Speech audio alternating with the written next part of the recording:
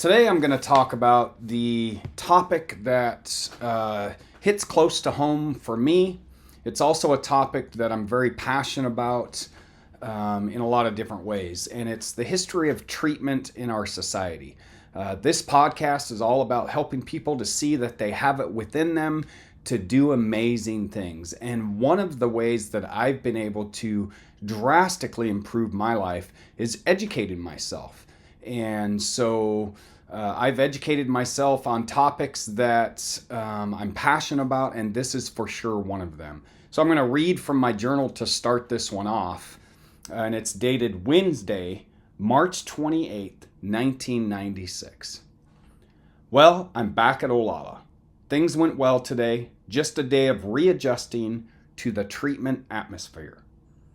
Hopefully, tomorrow I'll meet my counselor. That would be day one of my second time in inpatient treatment for a substance use disorder, or better known as addiction. And this podcast is going to talk about the history of treatment in our society. Most people, the average person, hears some general things about treatment. And where do we learn this information from? We learn this information from watching the news or talking to friends or family or watching movies. And there have actually been movies made about treatment. And so most people know treatment to be and you'll hear other terms used. I'm all about using non-stigmatizing language. I'm going to do a whole podcast on the use of non-stigmatizing language, because this is the one health condition, substance use disorders, that carries with it the most stigma and shame and guilt than any other health condition. So a lot of people, you'll hear it called rehab, right? And that's actually a negative term. It's treatment. It's treatment for a health condition. And so most people, when you think of treatment, you think of a 21 or 28 day, you go away, you go to some facility, and then you come back and everything's great, right? And in our society, we've been pretty good at giving what is called that subacute treatment for addiction. And what is subacute treatment? That's initial treatment for addiction. Initial treatment for a substance use disorder.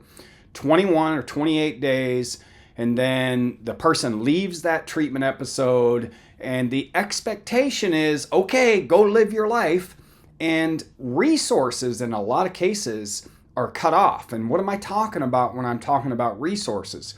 Well, access to ongoing counseling for mental health and substance use disorders, access to housing, access to jobs, access to a plethora of resources that an individual needs to stay in recovery, to have that sustained recovery. The research is pretty clear on how someone can be successful in a life in recovery.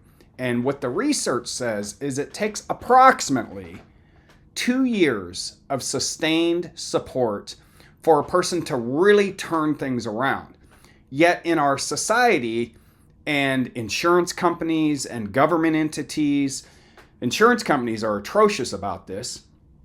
They will approve a 21 day treatment episode, but beyond that, they're like, oh, no, go live your life and good luck, and they won't approve anything beyond that. In fact, here's a fact, treatment centers have staff whose entire job, get this, whose entire job is to stay on the phone with insurance companies to get approval for someone to stay in treatment.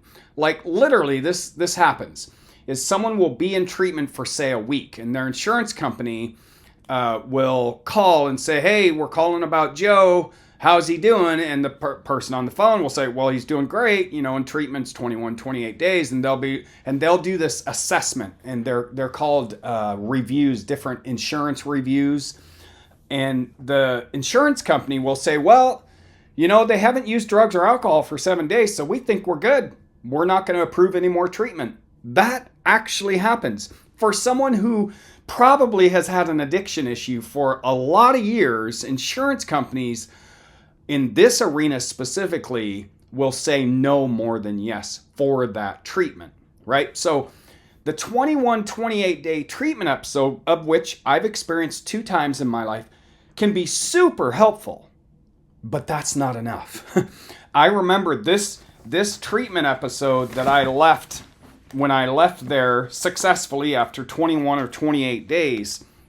I remember leaving that treatment episode, and I didn't have a place to live. My sister was allowing me to stay at her house, and I left and I came home, and I was just like really anxious, really nervous. I had a lot of anxiety. I had a lot of stuff going on.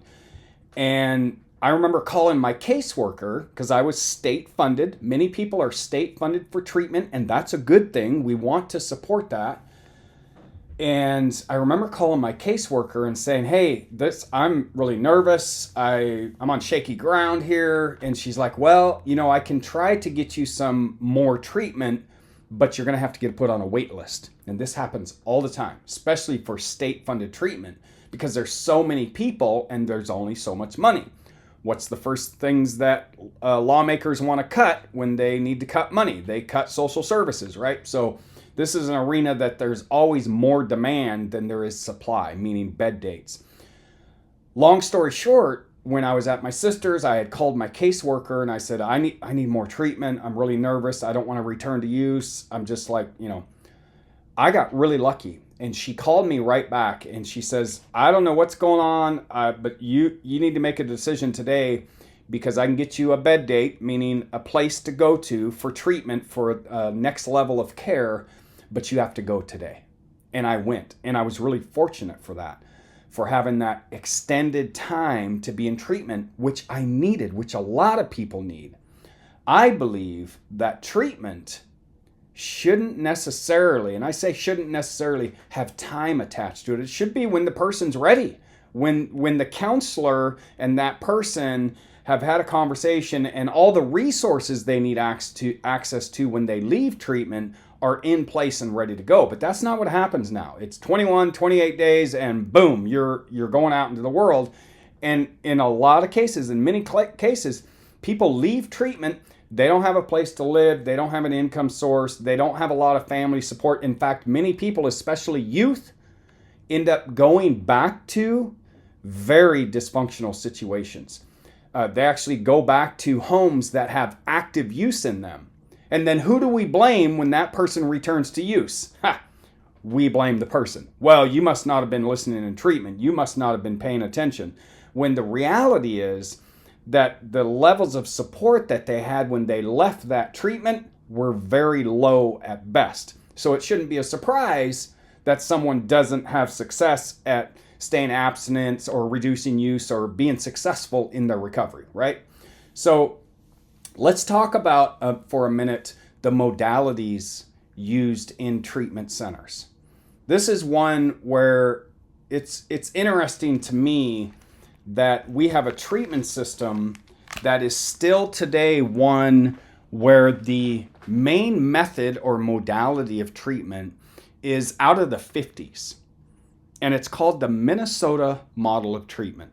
And what is this? Well, this was created out of an era when 12-step groups, specifically Alcoholics Anonymous, were gaining a lot of traction in society. And 12-step groups, don't get me wrong, are very successful for a lot of people. They work really well. But as with anything, right, it doesn't work for everyone. But treatment centers, when they started becoming a thing, they basically adopted this 12-step model and they put it into the treatment environment. I've been to treatment twice, the same place twice, and this is what they use. And so the Minnesota model of treatment is this at its core. It's teaching the 12-step model while you're in treatment. You read out of the book of Alcoholics Anonymous. You read out of the 12 by 12. Some places now use Narcotics Anonymous. You can pick or choose which 12-step program you want to learn from. You use it in your group settings. You go to meetings while you're in treatment. So you do that. And with that, the Minnesota model of treatment also has with it therapy, right? So you do individual counseling, you do group counseling, and you also get some education. And the education can be surrounding nutrition. It can be surrounding exercise. family involvement is a part of a lot of treatment centers. That, in a nutshell, is the Minnesota model of treatment. That is still to this day the main method of treatment in most treatment centers, the Minnesota model of treatment. Now, some might say, well, that's great. What's wrong with that? If it works, let's keep using it. Well, here's my thing. Yes, it works for some. And in fact, it worked for me for a while. I personally don't use the 12-step model in my life right now today. I haven't for a long time. It worked for a while, and then it's just not my thing, right? I think of it like this, the Minnesota model of treatment. And if you go to your doctor, or if you go to your healthcare provider, or if you go to a mental health care professional, or if you get any kind of treatment, right, for an ailment, if you go to your doctor and you get a treatment and that treatment doesn't work, what are you going to do? I'll tell you what you're going to do. You're going to go back to your doctor or your provider, whatever health condition it is, and you're going to say, hey, you gave me a treatment. That treatment's not working. We need to try something else. And any good doctor, mental health therapist, if you're going to a therapist, they're going to say, all right, you know what, let's try these different things. Or let's try that same treatment and let's add in some other things. Alas, here's what happens in the substance use disorder field and with the Minnesota model of treatment to individuals who go to treatment centers. The Minnesota model of treatment doesn't work for them. As I said, it's a great model for some, but is it going to work for all? We have how many people in the world, and we're all different people, and we all take in different information in different ways. When someone goes to treatment and they verbalize, you know what, this just isn't for me. I remember it's like, well, you know, you must not be ready, or you must need to hit rock bottom, or you just must not want to hear, you must not want to have a higher power. It's like, no, that's not it. This doesn't work for me. Is there another method of treatment? And here's where the struggle is. There's not. In fact, there are many who won't even entertain that as an option because they're so ingrained into that Minnesota model of treatment that anything outside of that they view as that person just doesn't want recovery. That person is just in denial, right? Which can be true in some cases for sure, but not all, right? Can we lump everyone into that one model of treatment? Absolutely not. Just like we wouldn't lump every person into every other model of treatment for anything else. Why do we do it here? And here's what happens. Here's what happens in our society is someone goes to treatment, they get that model of treatment, they leave, and it doesn't work. They return to use, and they even may search for a different method of treatment, but because that method of treatment is so prevalent in our society, it's really difficult to find something outside of that. So what happens? They end up back in the same treatment center getting the same method of treatment, and then this is where I get really upset because this is what happens. They get a lot of guilt, they get a lot of shame, and they get told, well, you must not want it bad enough, so you better listen this time. And here's what happens, my friends, with that.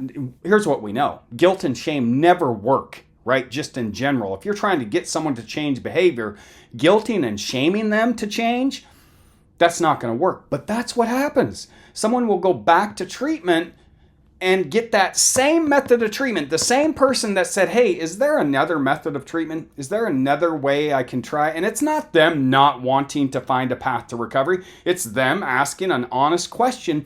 They get told no, and this is it, so you better like it, right?